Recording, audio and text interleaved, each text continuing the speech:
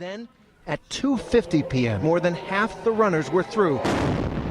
The first bomb explodes. Breaking news from Canada. Police say they've broken up an al-Qaeda-linked terrorist attack that was aimed to disrupt a major North American transportation route. A sharp new warning of all-out war. For the first time, the mysterious and secretive nation has threatened a preemptive nuclear strike against the U.S. Staying in Europe, Spain is also feeling the economic pinch. 1 in 4 are now currently unemployed in that country, and the EU expects that number to climb even higher. China and neighboring countries are mobilizing resources to fight off a new strain of bird flu. Hospitals in a race against time to contain nightmare superbacteria before it spreads from the hospital out into the world. Jesus, you scared me. But hey, I guess that's okay, right? I mean, if you watch the news these days, there seems to be a lot to be concerned about.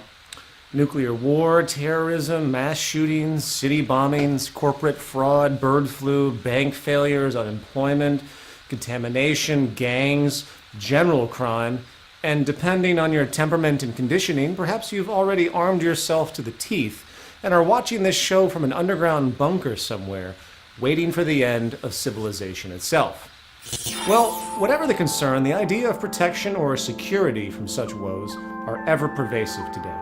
Prisons, police, insurance, warranties, protection agencies, military and domestic armament, airport groping, government surveillance, and the like reveals a culture of fear, if you will, on many levels. Not to mention that the modern trends of such security risks are certainly fascinating. For example, before the 1980s, the thought of someone going into their workplace and, wiping out a couple people was a relatively remote concept.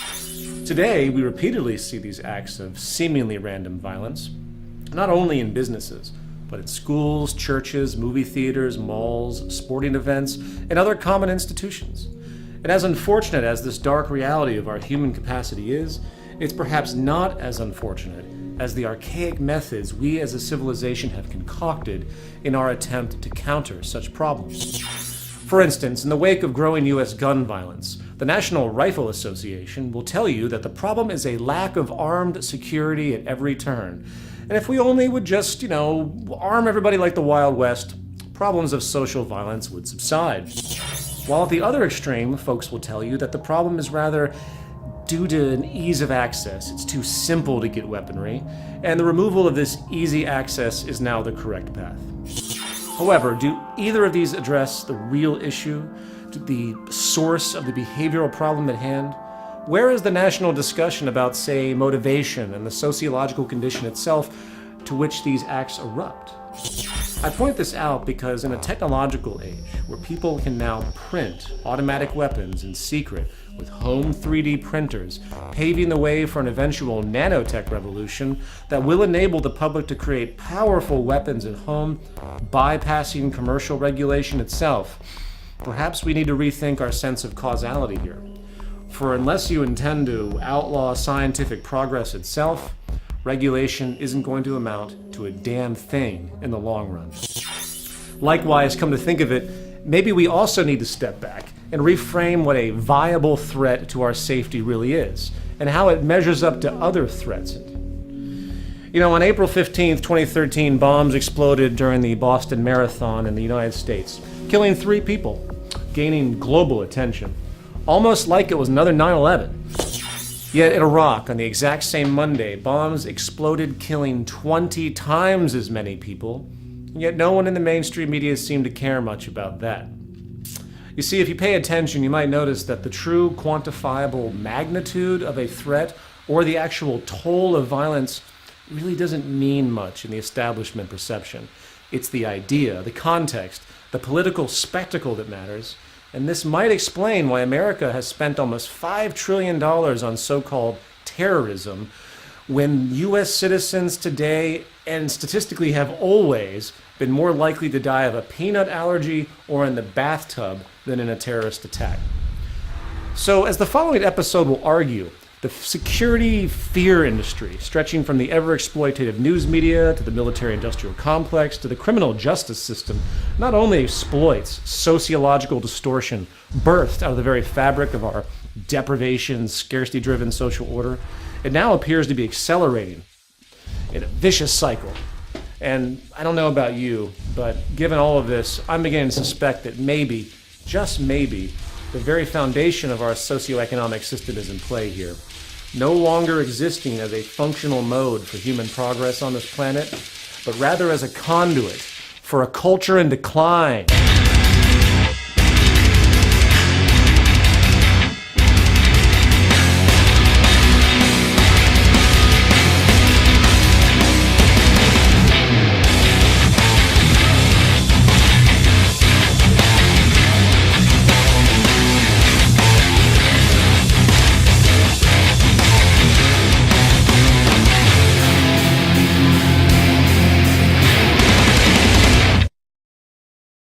Prison. From the dark dungeons of the Middle Ages to our modern industrial mass incarceration correctional facilities, the prison system is a signature edifice of society today. The United States, the land of the free, now has the highest inmate population in the world, incarcerating over 2.3 million, in fact.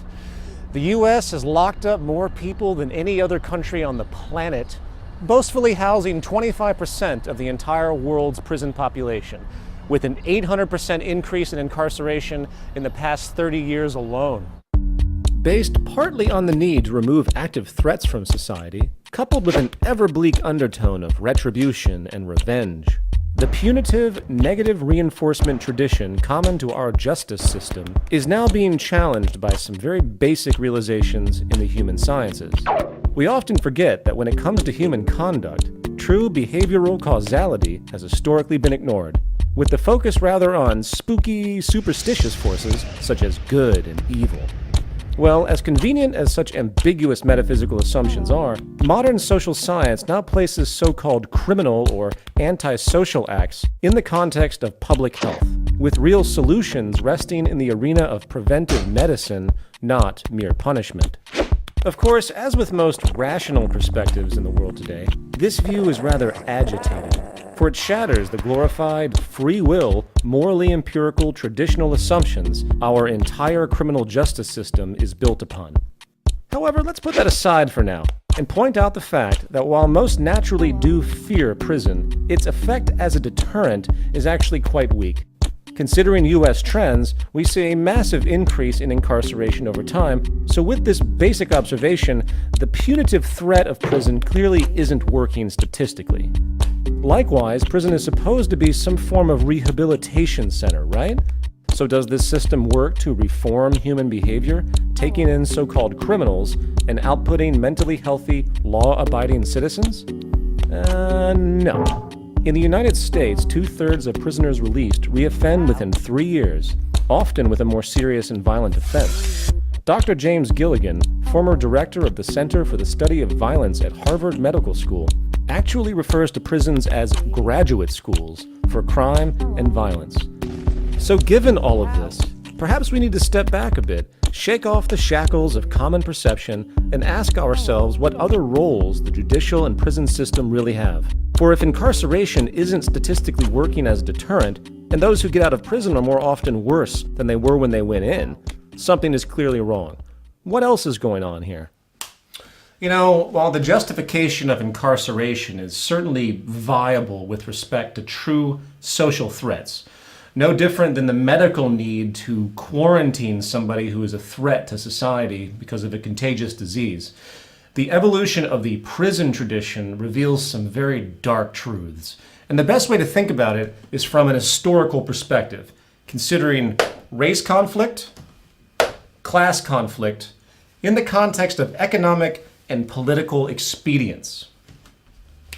The first thing to understand is that political power, like economic power, is sourced in social inefficiency. In other words, politicians need something to fight, and to a certain degree, the more problems a society has, the more the citizens tend to feel the need to give up their power to government control, with the most proven effective type of problem being fear. Usually fear of some perceived, identifiable, external group. Of course, this idea has been acknowledged for years, such as by political theorist Carl Schmitt in his The Concept of the Political, saying that political unity is achieved by defining a common enemy. Nothing new. The Nazis did this with the Jewish culture, the early US did this with the Native American culture, and so on. In short, the trick is to push the idea that some subculture, usually in the minority, is the true source of all of society's woes, generating mass resentment and thereby ignoring more accurate, yet politically inconvenient realities. And while direct racism and discrimination is certainly alive and well in the world today, the more elusive yet relevant bias is actually economic. You see, the greatest threat to any political establishment is... What do you mean? This? This is a platform. It's three-dimensionals. This is the base. Yeah, I know it's not very good. Fuck off, Bob. Don't make me shoot you again. You see, the greatest threat to any political establishment is any challenge to its underlying economic foundation, as all political platforms are rooted in an economic bias one way or another.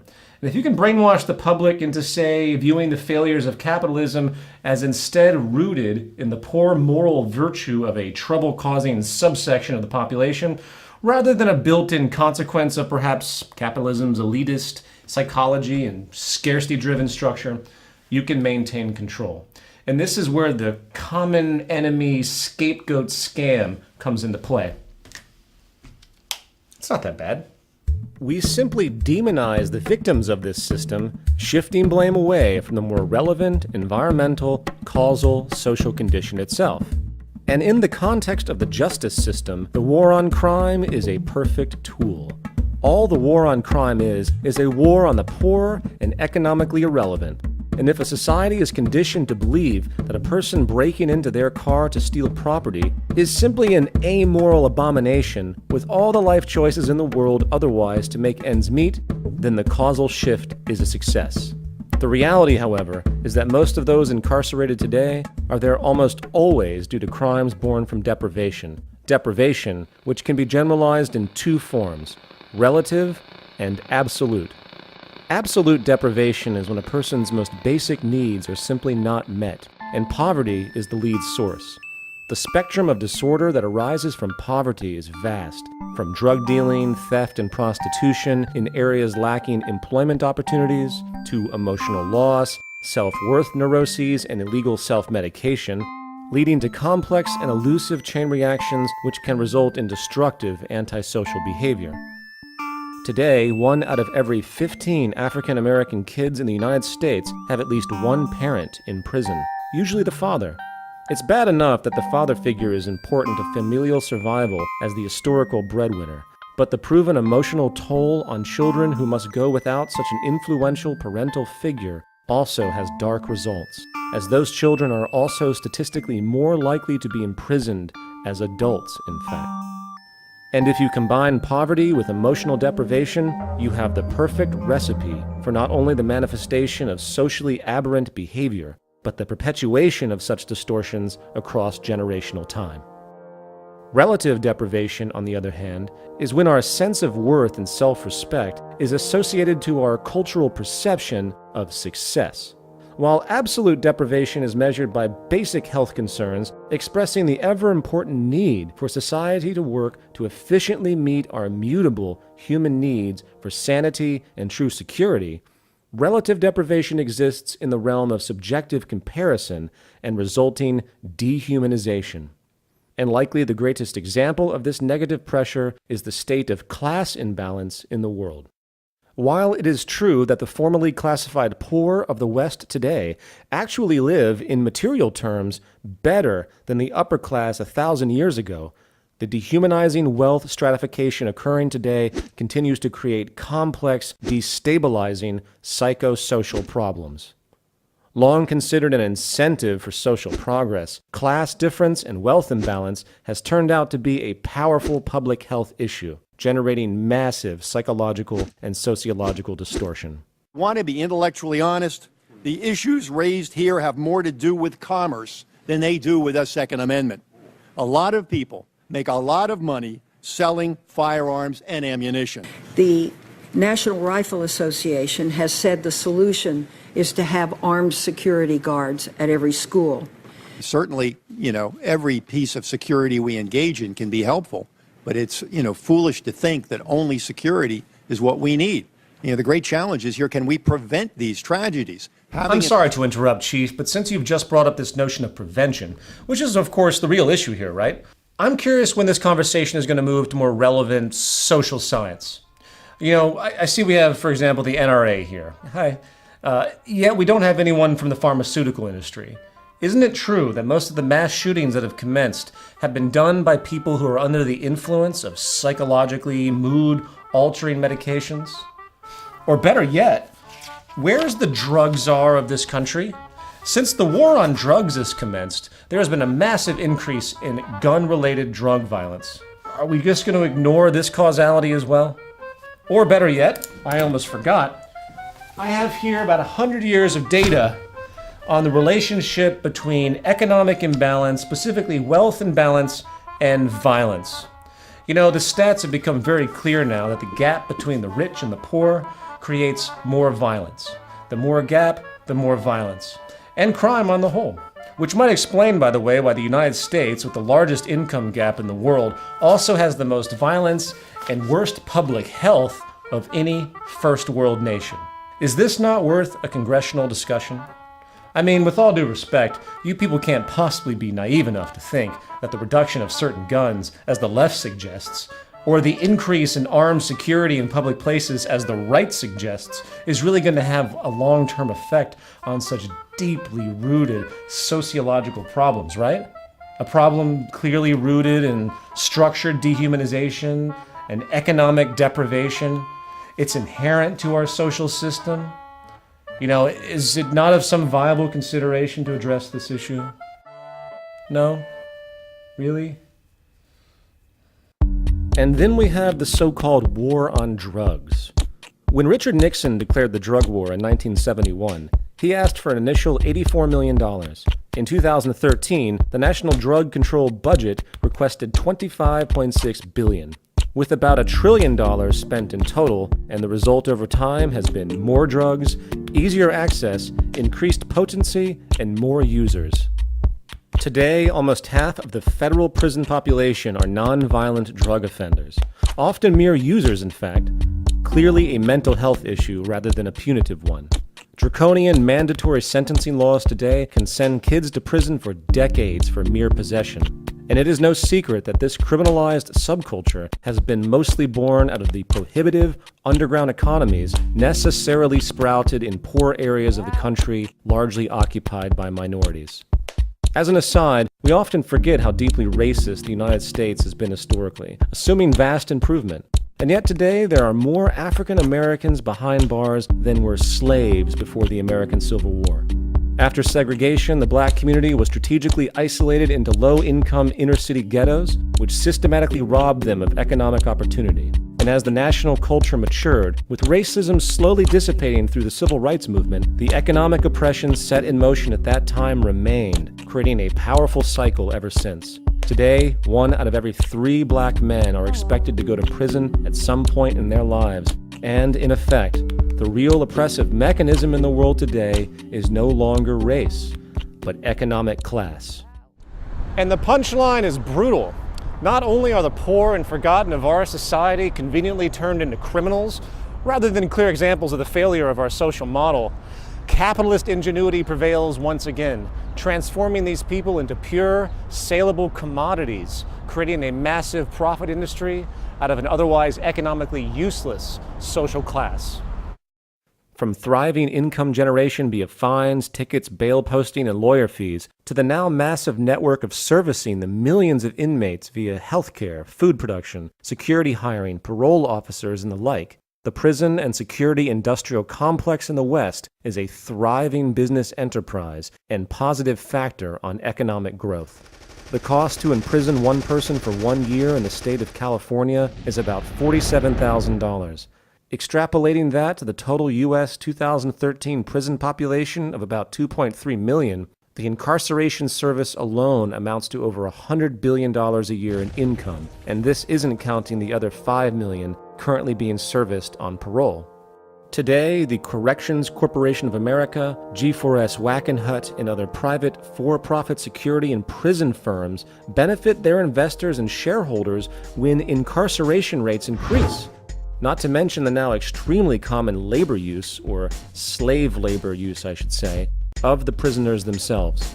And yes, we might feel some moral outrage when a Pennsylvania judge gets caught sending kids to private detention centers for cash kickbacks. But then again, are we really surprised?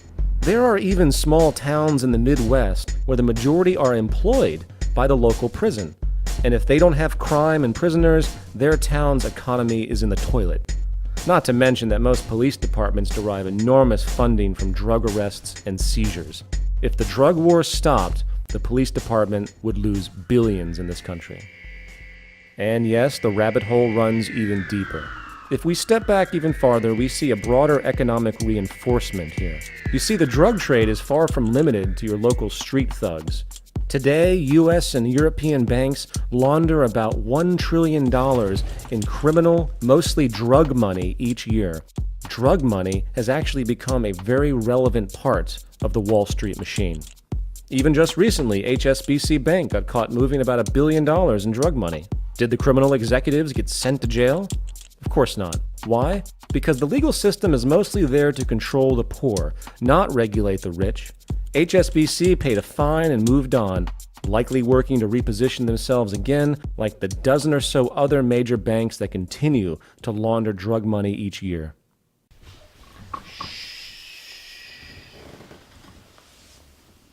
Dick! Anyway, returning to our main point, this now highly capitalized blame game, common enemy approach, is not just there to dismiss the resulting poor, it is ubiquitous at every turn. Whether common crime, terrorism, mass murders, or anything destabilizing, we see the mainstream media and even many in the so-called activist community completely missing the point, buried under the propaganda of in-the-box establishment self-preservation to one degree or another. And you know what Bill Moyer's solution to that is? Let nonviolent criminals out, like heroin dealers. Yeah, that's non-violent. You're a genius, Bill. To have universal gun registration. What about... Wait, that's an important point. I am listening. Which, for some reason, Wayne LaPierre is not making, so you're going to have to hear it from me. Universal background check means universal registration. Universal registration means universal confiscation, universal extermination. You know, it's like God is saying to us, look, you got to work with me on this. You got to work with me on this. I've given you a brain. I've given you the Second Amendment to your Constitution. I have given you weapons. Now, why don't you use them? The tyrants did it. Hitler took the guns. Stalin took the guns. Mao took the guns. Fidel Castro took the guns. Hugo Chavez took the guns. And I'm here to tell you, 1776 will commence again if you try to take our firearms.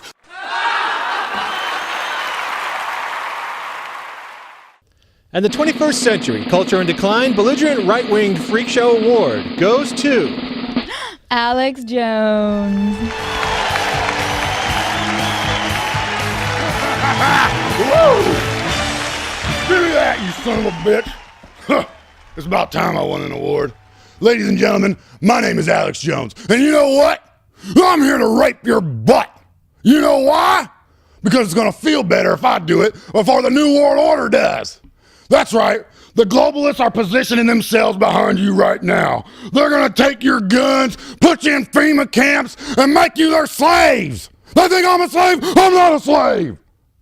And then late one night when you're drinking their homosexually fortified juice boxes, bam! The butt rape begins. And you'll be happy that old Alex was there first to loosen you up real nice and good. Now, people, I'm not going to take too much time because I'm a humble man. But I want everybody to go to my website right now and buy my newest DVD, The Conspiracy. How the global elite pays me to make the liberty movement look insane. That's right, people. I'm an astroturfer. I'm not here to help things. I'm here to make activists look like freaks. I take viable issues of real concern and make them sound as ridiculous as possible. Just like all the other bobbleheads out there. I'm here to distract you, you morons. And keep you fighting about nonsense. And I get paid to do it. Woo! We interrupt this broadcast for an emergency announcement.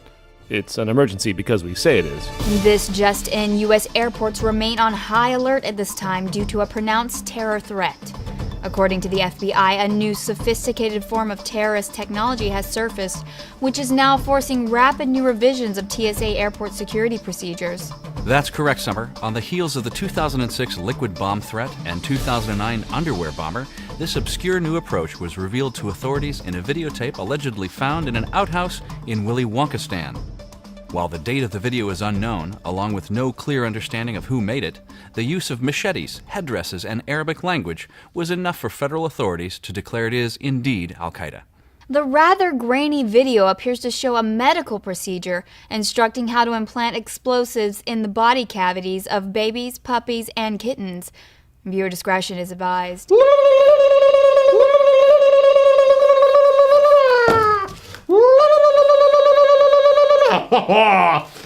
Baby go boom! In response to this development, the TSA, after an initial failed attempt to simply ban such creatures outright, has now instituted a new universal rule. All carry-on babies and small pets under 52 ounces must be sealed in a see-through plastic bag.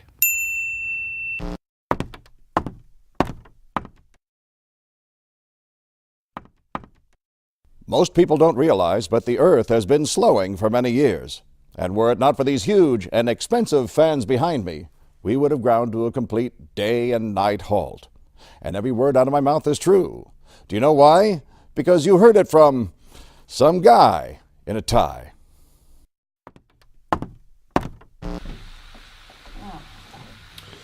I'm sorry, ladies and gentlemen, but Bob is officially dead. Final thoughts. We live in a social model based upon scarcity and inefficiency. This means that the more society solves problems, meets human needs, and stabilizes itself by recognizing the potentials and limits of natural law, the less economically viable it is in the monetary economy. There's a reason why Dr. Martin Luther King Jr.'s final pursuit was a guaranteed income system in the United States. For he knew that racism was, in many ways, an extension of classism, and the existence of poverty and deprivation in a world that can create an abundance to meet everyone's needs was nothing more than structural oppression coming from a failed and elitist social system. An impression that, in fact, generates crime and destabilization in a vicious cycle. You want to see a decline in prohibitive economies for drug sales, prostitution, and black market theft rings. You want to see society stop its enormous use of self-medicating drugs, both legal and illegal. You want to see an end of national war, an improvement of our social infrastructure so disease and accidents can be dropped to a relative fraction of what we have now. Or perhaps you want to see the end of school shootings, gun violence, and acts of terrorism, both in the context of state-funded black ops and real blowback, then it's time the human family recognize its global potential to achieve a post-scarcity reality, work to strategically share our resources, work to meet human needs directly, and focus collaborative energy on interests for true collective human betterment, hence removing the inherent warfare unnecessarily built into our archaic socioeconomic system, along with all the resulting racism, hatred, dehumanization, oppression, and elitism it manifests. And no, I'm not telling you to go write your congressman. If the social system is the disease, then those who appoint themselves to assist its operation are the tumors and lesions. Voting with ballots or assuming what you choose to spend money on is going to change the way this world works is delusion. It's going to take a new approach, a parallel uprising of power to shift the tide. And whether we're aware of it or not, this is happening slowly right now around us in the world. And the question is, where are you in this interest? And do you even care? If not, well, welcome to the culture in decline. And this show, as shitty as it is going to keep running. If so, then perhaps maybe this terrible reality show may come to an end faster than we think. But until that happens, rest assured I'll be here, arrogantly pointing out that most everything you believe and hold dear is wrong. So get back to your Bibles, video games, internet porn, and AK-47s, bitches, and have some fun out there in this dark circus we call normality. And until next time, I'm Peter Joseph, and whether you like me or not, I exist as an agent and victim of a culture in decline.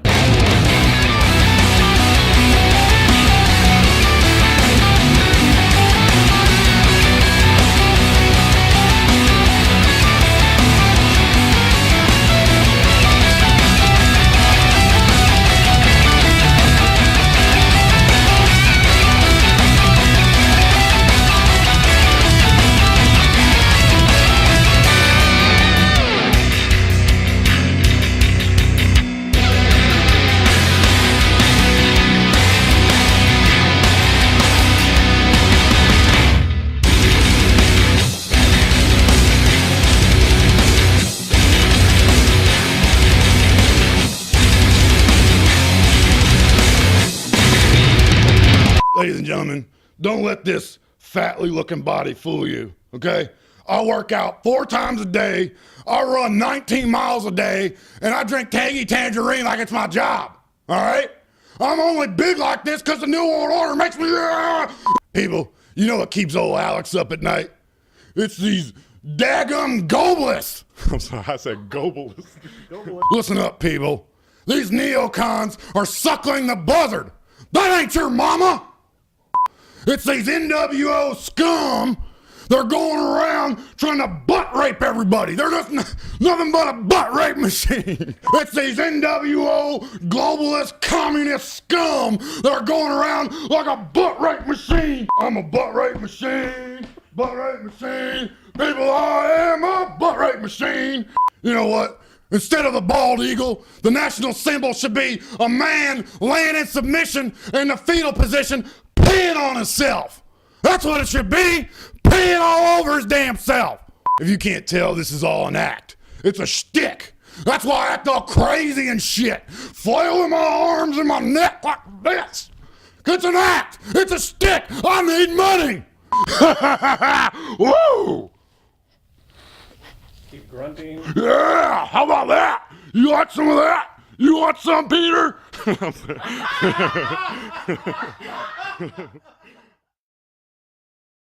Then, at 2:50 p.m., more than half the runners were through.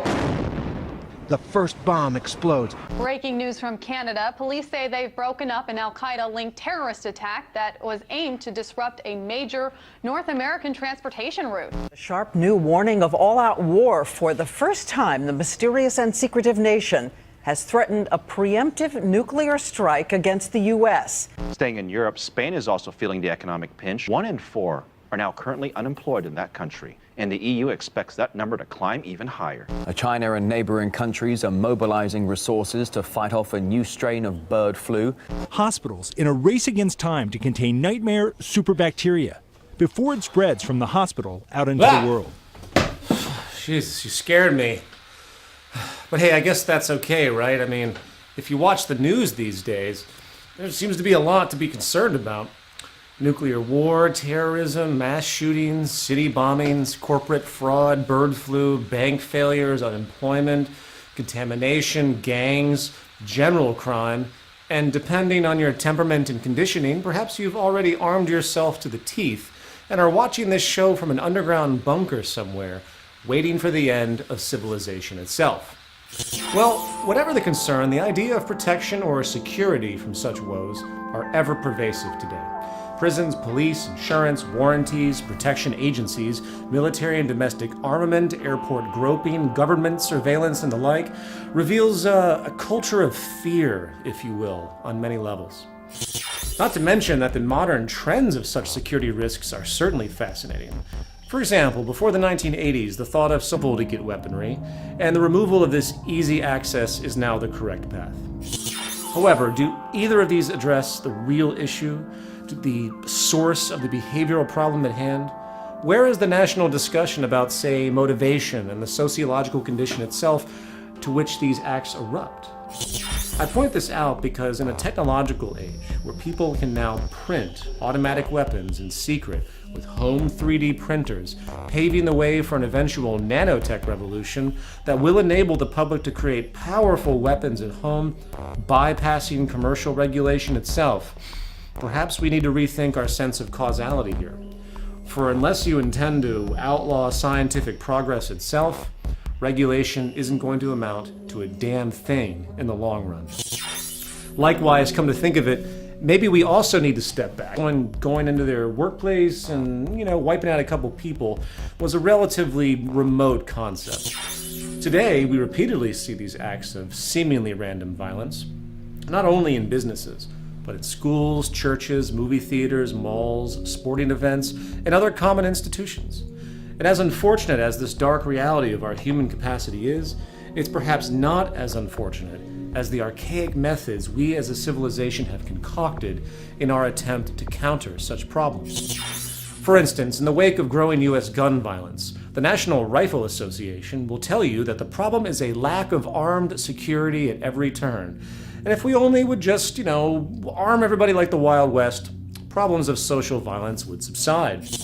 While at the other extreme, folks will tell you that the problem is rather due to an ease of access. It's too simple, and reframe what a viable threat to our safety really is, and how it measures up to other threats. You know, on April 15th, 2013, bombs exploded during the Boston Marathon in the United States, killing 3 people, gaining global attention, almost like it was another 9/11.